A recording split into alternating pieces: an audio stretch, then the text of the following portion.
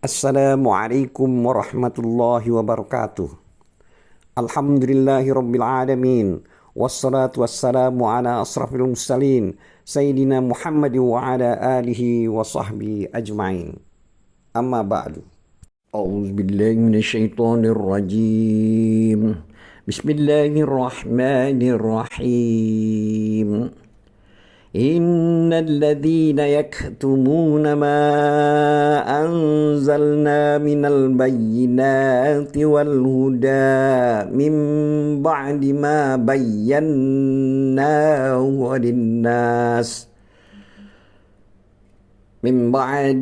بيناه للناس في الكتاب أولئك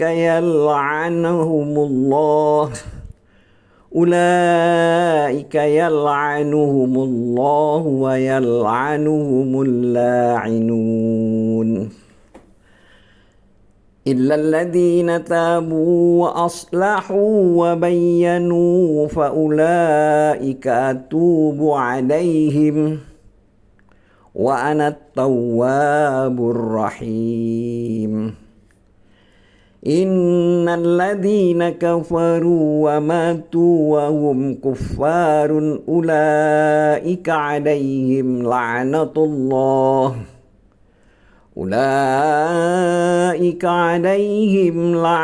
الله والملائكة والناس أجمعين خالدين فيها لا يخفف عنهم العذاب ولا هم ينظرون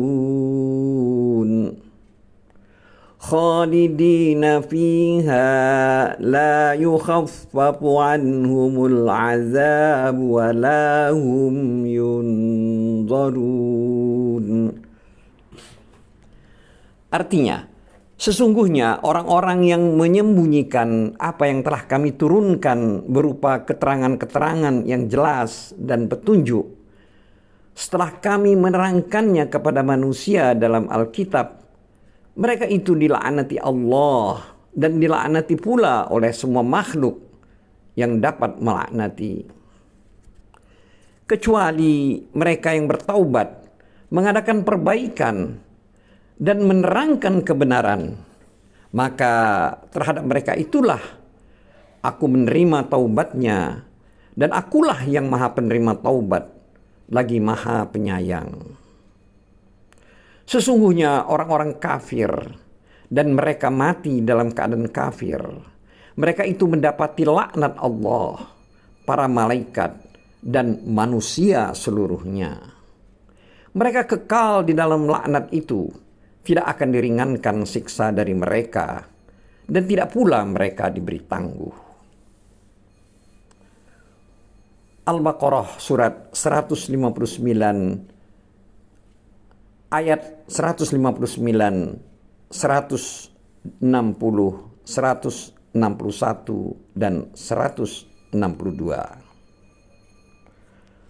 Dulur-dulur yang dirahmati Allah, ini merupakan ancaman keras bagi orang-orang yang menyembunyikan keterangan, yang menjelaskan tujuan-tujuan baik dan petunjuk yang bermanfaat bagi hati, yang dibawa oleh para rasul-rasul Allah, setelah Allah menjelaskan kepada hamba-hambanya dalam kitab-kitabnya yang telah diturunkan kepada rasulnya. Dulur-dulur seiman, Abul Aliyah menuturkan, ayat ini turun berkenaan dengan ahlul kitab yang menyembunyikan sifat Nabi Muhammad SAW. Kemudian Allah memberitahukan bahwa mereka dilaknat oleh segala sesuatu akibat perbuatan mereka itu.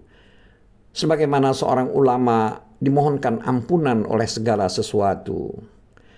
Bahkan sampai ikan paus di air dan burung yang terbang di angkasa. Bahkan sebaliknya orang-orang ahlul kitab itu dilaknat oleh Allah dan dilaknat oleh semua makhluk yang dapat melaknat. Dalam sebuah hadis yang diriwayatkan melalui beberapa jalur yang saling memperkuat dari Abu Hurairah radhiyallahu anhu dan lainnya, bahwa Rasulullah Shallallahu Alaihi Wasallam pernah bersabda, yang artinya Barang siapa ditanya mengenai suatu ilmu lalu menyembunyikannya, maka dia akan dikekang pada hari kiamat dengan kekangan dari api neraka. Hadis riwayat Ibnu Majah. Dulur-dulur seiman, dalam kitab Sahih yang diriwayatkan dari Abu Hurairah radhiyallahu anhu, dia menuturkan, seandainya bukan karena ayat dalam kitab Allah, niscaya aku tidak akan meriwayatkan sesuatu kepada seseorang pun. Ayatnya adalah yang artinya, sesungguhnya orang-orang yang menyembunyikan apa yang telah kami turunkan berupa keterangan-keterangan yang jelas dan petunjuk dan seterusnya.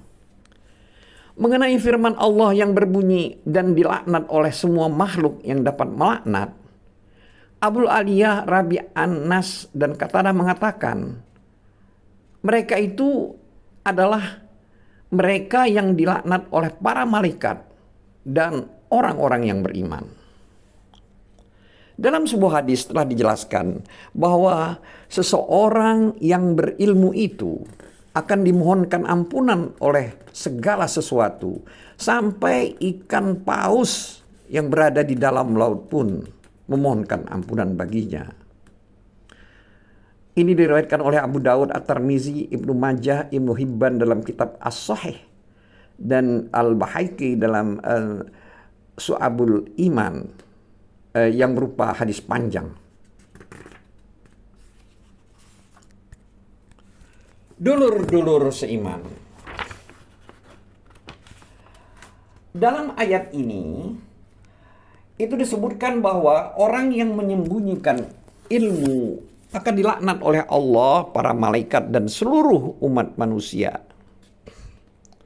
Kemudian Allah Subhanahu wa taala mengkhususkan orang-orang yang bertaubat kepadanya dengan firman, illal ladzina tabu wa aslahu wa bayyanu, yang artinya kecuali mereka yang bertaubat dan mengadakan perbaikan serta menerangkan kebenaran.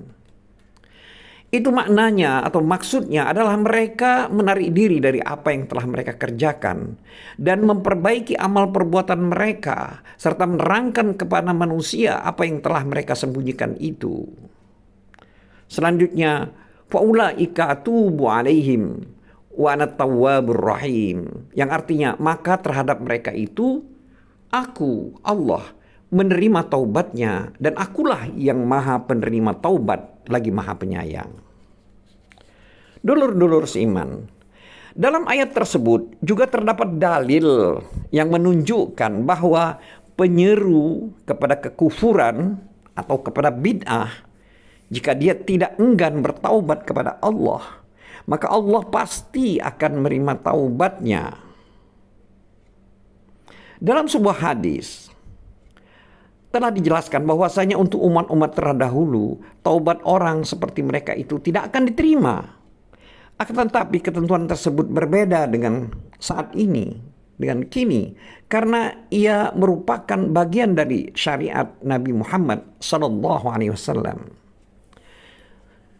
Selanjutnya Allah memberitahukan tentang orang-orang yang kufur dan terus menerus dalam kekufurannya sampai ajalnya, sampai menemui ajalnya, bahwa mereka itu mendapat laknat dari Allah, para malaikat dan manusia seluruhnya. Mereka kekal di dalam laknat itu.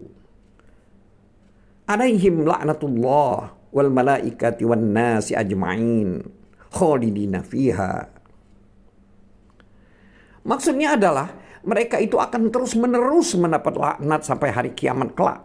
Lalu laknat itu akan menjadi teman setia mereka di dalam neraka jahanam, yang la khaufu alai anhum la yukhaffafu anhumul azab, yang artinya tidak akan diringankan siksa bagi dari mereka, siksa mereka tersebut. Maksudnya apa yang mereka rasakan itu tidak akan pernah berkurang. Walahum yahzanun, dan tidak pula mereka diberi tangguh. Dulur iman, maksudnya itu adalah siksa itu tidak akan dialihkan dari mereka, walaupun hanya sekejap. Tetapi sisaan itu akan terus menerus dan berkesinambungan. Na'udzubillah min zalik.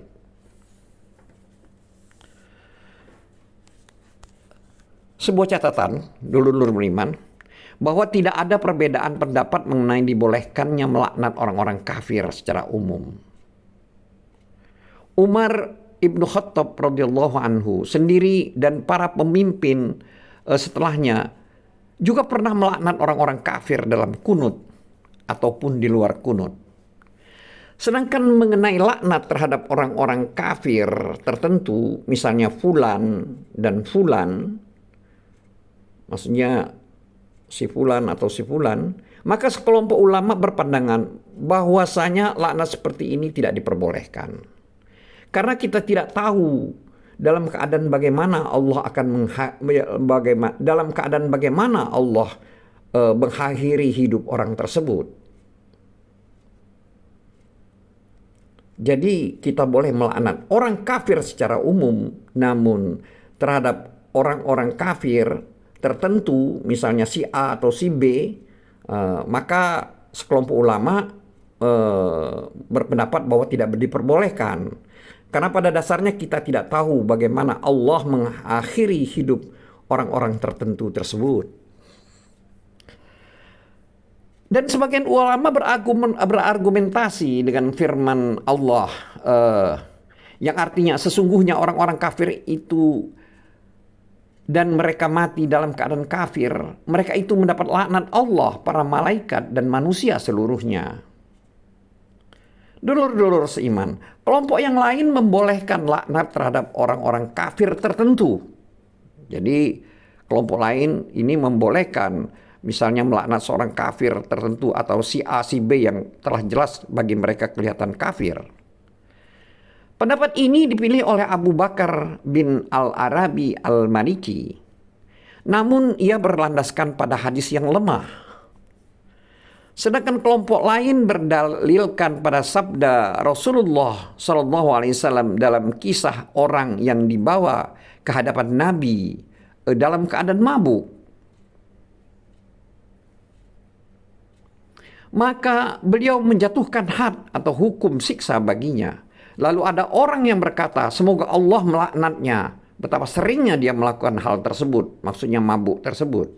Maka Rasulullah SAW bersabda, jangan engkau melaknatnya. Karena sesungguhnya dia mencintai Allah dan Rasulnya. Hadis riwayat Ahmad. Jadi hal ini menunjukkan bahwa orang yang tidak mencintai Allah dan Rasulnya itu yang boleh dilaknat. Wallahu a'lam.